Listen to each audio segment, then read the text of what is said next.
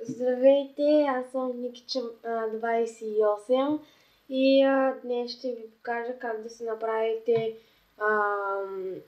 двата портала към Рая и към Ада. За начало влизате в инвентара и взимате един куп обсидиан и една запалка.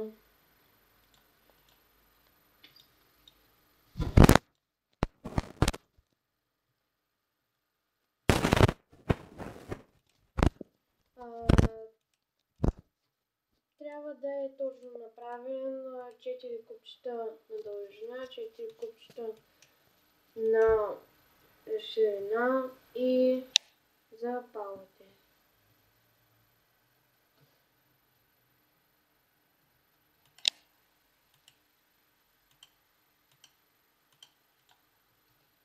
Готови сме, обаче се стъмнява и зомбите ще ни пречат. Ето това е един завършен портал. Влизаме вътре да разгледаме, но първо да се свали терена.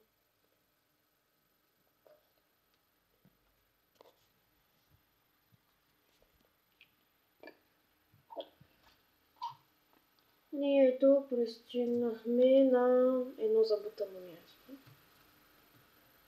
В принцип е един безкрайен свят, ето го. Отгоре има ядро. Да, отгоре има ядро. С бедрок. С бедрок. Ако го намерим, ще покажем. И всичко е направено от лава и от кварц от сада и пясък на душите. Разрушаваме го, за да не влизат и излизат зомбита. Много са нахални. И сега само да сложа този чест тук. С нужните материали.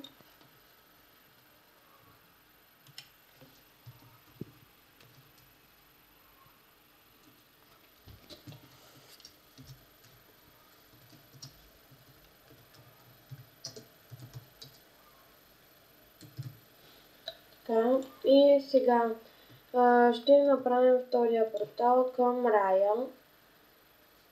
За целта е нужен куп от сияен камък и кофа с вода. И за всеки случай, ако не стане, ако нямате мод, вземете една празна кофа, за да оберете водата. Ние нямаме мод, така че... Да, ние нямаме мод и може и да не стане.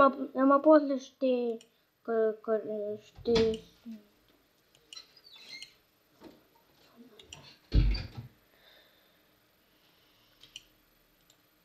Ще ги бъркам тия. После ще си инсталираме мод, може да снимаме на него. Не си знае. Не става. Сега... Като имаме мод по-късно, ще ви покажем как става, вие пробвайте. Ако имате мод, няма смисъл от нас да чакате.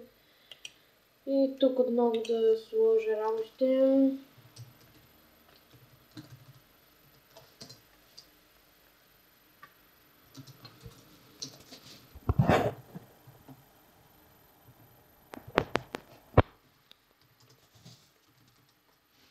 Така.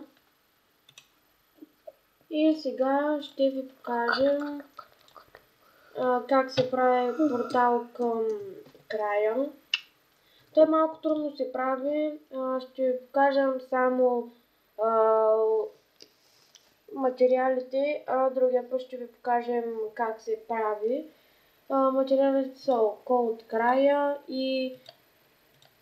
Няма да го намеря.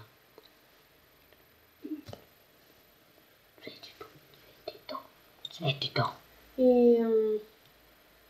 къде виж? Ето го. Портал към края. Аз да го направя. Тези двете в следващия епизод ще ви покажем. И чао.